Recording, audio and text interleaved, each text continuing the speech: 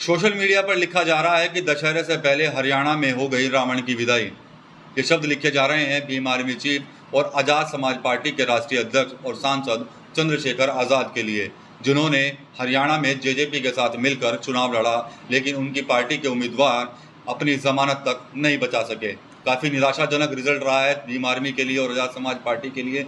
चुनाव से पहले जेजेपी के साथ आज़ाद समाज पार्टी ने गठबंधन किया था और साफ तौर पर दोनों दलों के जो नेता हैं यानी कि चंद्रशेखर आज़ाद और दुष्यंत चौटाला, उनका दावा था कि इस बार जो भी हरियाणा में सरकार बनेगी वो बिना उनकी गठबंधन के या उनकी बिना पार्टी के सरकार नहीं बनेगी। लेकिन यहाँ पर तो बड़ा ही उलटफेर हो गया और इस बार तो जेजेपी हो चाहे आज़ाद समाज पार्टी हो, उनको उम्मीदवार अपनी जमानत भी नहीं बचा पाए।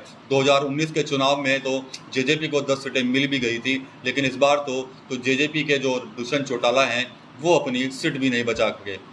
निराशा जो हाथ लगी है वो आज़ाद समाज पार्टी के हाथ भी लगी है, क्योंकि काफ़ी बड़े मजबूत दावे थे। चंद्रशेखर आज़ाद जब से नगीना के सांसद बने थे तो एक लहर जो है वो उनकी उठती हुई दिखाई दे रही थी और इसी लहर के चलते उन्होंने हरियाणा चुनाव लड़ने की घोषणा की थी और हरियाणा की कई सीटों पर उन्होंने जेजेपी के साथ मिलकर चुनाव लड़ा।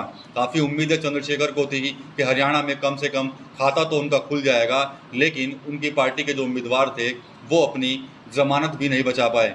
जेजेपी और आज़ाद समाज पार्टी मिलकर हरियाणा में जाट और दलित कॉम्बिनेशन बनाना चाहती थी, लेकिन उसको वहाँ के लोगों ने सिरे से नकार दिया और शायद यही वजह है कि जिन नतीजों की इच्छा चंद्रशेखर आज़ाद और दुष्यंत चौटाला कर रहे थे वो नतीजे उनको नसीब तक नहीं हुए।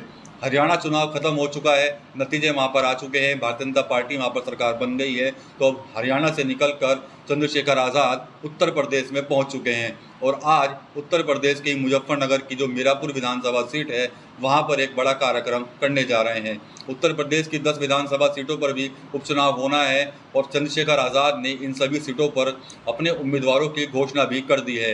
हालांकि इस बार चुनाव चंद्रशेखर आज़ाद फिर से अकेले लड़ेंगे, जिस तरह से उन्होंने लोकसभा का चुनाव लड़ा था। लेकिन जिस तरह से हरियाणा के नतीजे आए हैं उसका भी असर कहीं ना कहीं जो उपचुनाव होंगे उन पर भी पड़ सकता है। इसी को ध्यान में रखते हुए चंद्रशेखर ने अब हरियाणा के बाद अब उत्तर प्रदेश में अपने कार्यक्रमों की जो है वो एक संख्या बढ़ा दी है और लगातार उन इलाकों में वो वहाँ जा रहे हैं जहाँ पर उपचुनाव होना है। आज मीरापुर में कार्यक्रम रखा गया है, वहाँ पर भी चंद्रशेखर आज़ाद पार्टी के जो कार्यकर्ता हैं या फिर जो मीरापुर विधानसभा के जो लोग हैं उनको वहाँ पर संबोधित करेंगे। चंद्रशेखर का पहले भी दावा था कि उत्तर प्रदेश की जिन 10 विधानसभा सीटों पर उपचुनाव होगा वहाँ पर आज़ाद समाज पार्टी बड़ी मजबूती के साथ चुनाव लड़ेगी और जीत भी दर्ज करेगी। लेकिन हरियाणा के नतीजे आने के बाद कहीं ना कहीं आज़ाद समाज पार्टी को एक बड़ा झटका लगा है और जिसका असर आने वाले समय में जो उपचुनाव होने हैं उत्तर प्रदेश के अंदर उस पर भी देखने को मिल सकता है। लेकिन चंद्रशेखर आज़ाद के जो समर्थक हैं वो साफ तौर पर कह रहे हैं कि हरियाणा चुनाव हमने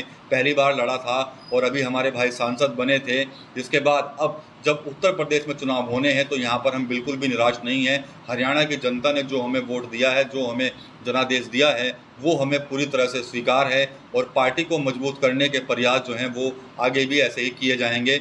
और जिन 10 विधानसभा सीटों पर उपचुनाव होना है वहाँ पर पार्टी के प्रत्याशियों को बिना किसी गठबंधन के चुनाव जो है वो लड़ाया जाएगा और बड़ी मजबूती से वहाँ पर जीत भी दर्ज की जाएगी।